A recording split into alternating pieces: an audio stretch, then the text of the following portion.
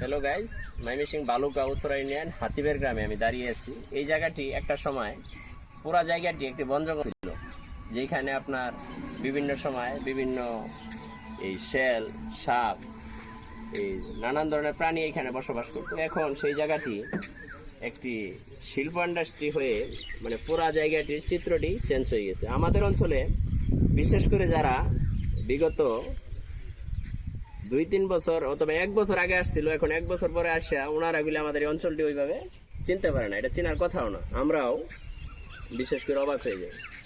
এইখানে যে প্রতিষ্ঠানটি বর্তমান গড়ে উঠছে তারা খুব দ্রুত এখানে কাজ চালাচ্ছে এবং এলাকার প্রচুর পরিমাণের লোক এখানে কর্ম করছে।